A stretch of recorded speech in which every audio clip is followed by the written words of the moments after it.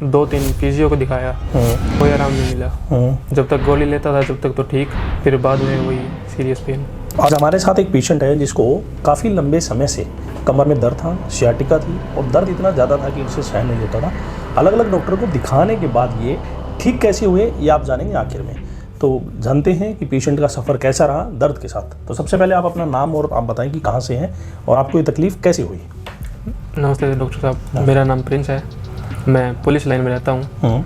मैं बॉक्सिंग करता हूँ, उसकी वजह से मेरे बैक में पेन हो गया। कितने टाइम तक आपको ये दर्द रहा? आपने बताया था स्टार्टिंग में कि 8-10 दिन तो आपको ये जो दर्द था ये बढ़ता रहा, आपने उसको इग्नोर किया, दवाइयाँ खाते रहे।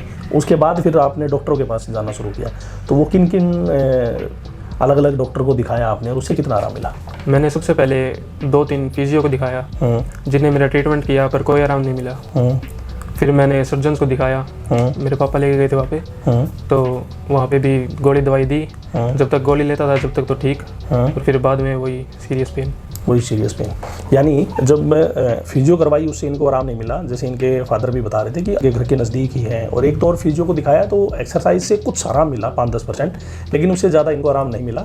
उसके बाद में इन्होंने एक फिजियो को बाहर भी दिखाया, आप बता रहे थे कि गुड़गांव दिखाया था आपने, उससे भी आराम नहीं मिला। फिर ये सर्जन्स के पास जाना शुरू हुए, तो अलग अलग सर्जन्स को दिखाया, उन्होंने गोली दवाइयाँ दी। और स्वाभाविक सी बात है कि मल्टीविटामिन्स और पेन किलर दी जाती है, यानी आपके दर्द को सिम्टोमेटिकली ट्रीट किया जाता है।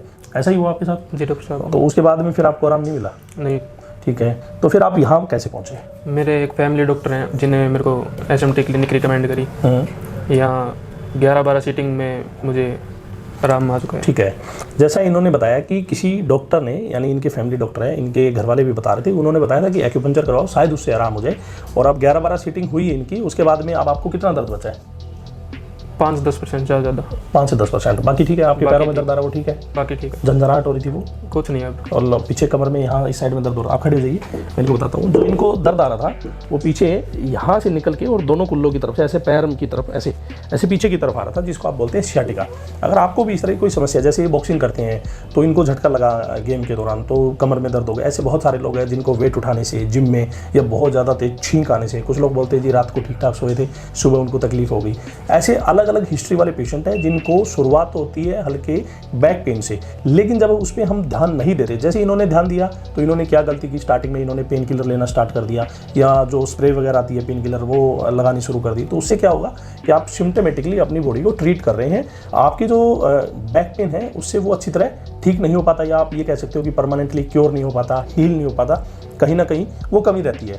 तो वो चीज़ें बेकाबू हुई तो फिजियो के पास चले गए, सर्जन्स के पास जाना शुरू हो गए। चलो इनको किसी ने रिकमेंड किया तो ये यहाँ पहुँच गए, लेकिन ज़्यादातर पेशेंट यही गलती करते हैं। अगर आपके साथ भी ऐसा लंबे समय से हो रहा है, बैक पेन है वो ठीक नहीं हो रहा है। अब बैक पेन में भी बहुत सारी स्टेजेस होती हैं कि आपको लंबर लॉर्डोसिस है, या स्कोलियोसिस है, या एंकोलाइजिंग स्पॉन्डिलाइटिस है, या फिर आपको कोई स्टिफनेस है, इस तरह की और भी। जैसे आपके जो डिस्क का है वो गैप कम हो गया है, डिस्क बल्ज हो गई है, आपकी नस दब गई है, आपकी नस में खिंचाव है, आपकी नस ब्लॉक हो गई है, जिसमें एमआरआई में लिखा होता है कि कैनाल स्टेनोसिस L4-5 या L5S1। तो इस तरह के वर्ड आपके एमआरआई में आ रहे हैं और आप परेशान हो गए तो आप एक्यूपंक्चर ट्रीटमेंट ले सकते हैं। आप मुझे ये बताएं कि यहाँ आने के बाद में हमने आपको किसी प्रकार की कोई गोली दवाई, कोई इंजेक्शन या पेन किलर दिया या नहीं दिया? नहीं, मुझे यहाँ पे कोई गोली दवाई या कोई इंजेक्शन नहीं दिया गया।